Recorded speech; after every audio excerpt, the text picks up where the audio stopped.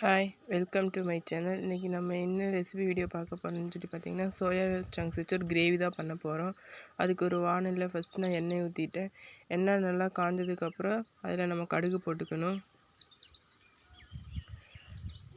கடுகு பொரிஞ்சதுக்கப்புறம் நம்ம சோம்பு போட்டுக்கலாம்.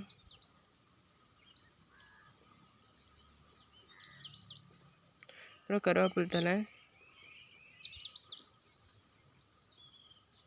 வெங்காயம், பச்சை மிளகாய் கட் பண்ணி வச்சுருக்கேன். அதையும் நல்லா போட்டு வதக்கிக்கிறேன்.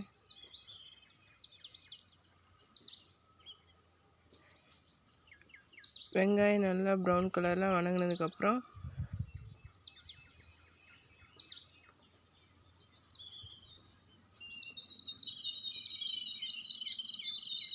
தக்காளி ஆட் பண்ணிக்கிறேன். தக்காளி வெங்காயம் ரெண்டுமே ரொம்ப நல்லா வதங்கிடணும்.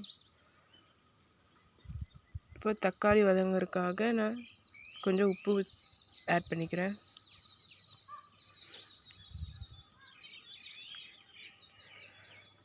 தக்காளி வெங்காயம் எந்த அளவுக்கு வதங்குதோ அந்தளவுக்கு நம்மளுக்கு டேஸ்ட் நல்லா இருக்கும்.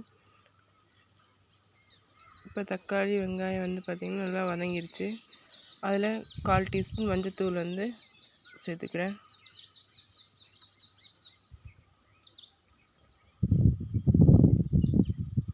இப்போ நல்லா வதக்கிக்கோங்க. அதுக்கடையில் பார்த்திங்கன்னா சோயா சங்க்ஸை சுடுதண்ணியில் போட்டு ஒரு 5 நிமிஷம் ஊற வச்சு புழிஞ்சு எடுத்து வச்சுருக்கேன். இப்போ தக்காளி வெங்காயத்துக்கு கூட பார்த்திங்கன்னா நான் குழம்பு மிளகாய்த்தூள், வீட்டில் அரைச்ச குழம்பு மிளகாய்த்தூள் ஆட் பண்ணியிருக்கேன். உங்களுக்கு எந்த அளவுக்கு வேணுமோ அந்த அளவுக்கு ஆட் பண்ணிக்கோங்க. இந்த ஒரு மசாலா மட்டும்தான் நம்ம போட போகிறோம். அதனால் எனக்கு எந்த அளவுக்கு வேணுமோ கிரேவி அந்தளவுக்கு நான் குழம்பு மிளகாய்த்தூள் ஆட் பண்ணியிருக்கேன். நீங்கள் வீட்டில் அரைச்ச மசாலா இருந்தாலும் யூஸ் பண்ணிக்கோங்க. இப்போ இதை நல்லா வதக்கிட்டு நம்மளுக்கு கிரேவிக்கு எந்த அளவுக்கு தண்ணி தேவையோ அந்தளவுக்கு நம்ம தண்ணி ஆட் பண்ணிக்கணும்.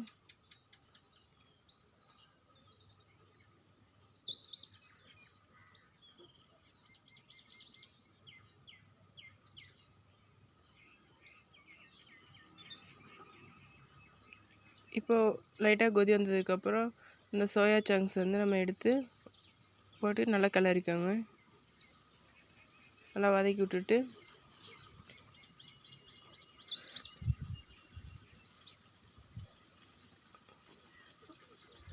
உப்பு காரம்லாம் பார்த்துட்டு நீங்கள் தண்ணி ஊற்றி உங்களுக்கு எந்த அளவுக்கு கிரேவி வேணுமோ அந்தளவுக்கு தண்ணி ஊற்றி நல்லா வதக்கி விட்டுக்கோங்க.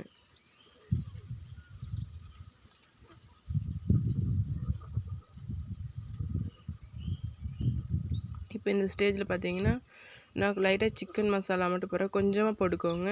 அது டேஸ்ட்டுக்காக மட்டும்தான். நம்ம சிக்கன் மசாலா ஆட் பண்ணுறப்போ டேஸ்ட் இன்னும் கொஞ்சம் ரொம்ப நல்லாயிருக்கும்.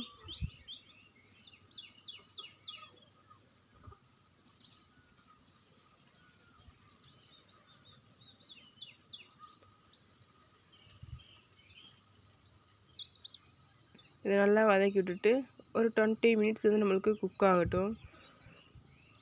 ஒரு மூடி போட்டு மூடி வச்சு நான் ஒரு 20 மினிட்ஸ் கழித்து கிரேவி எப்படி ஆகிருக்குன்னு சொல்லி காமிக்கிறேன். இப்போ பார்த்திங்கன்னா 20 மினிட்ஸ் நல்லா குக் ஆகிடுச்சு. கிரேவி நம்மளுக்கு நல்லா வந்துடுச்சு.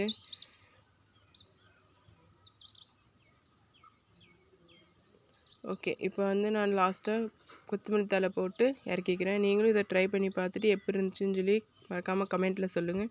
தேங்க்யூ ஃபார் வாட்சிங்.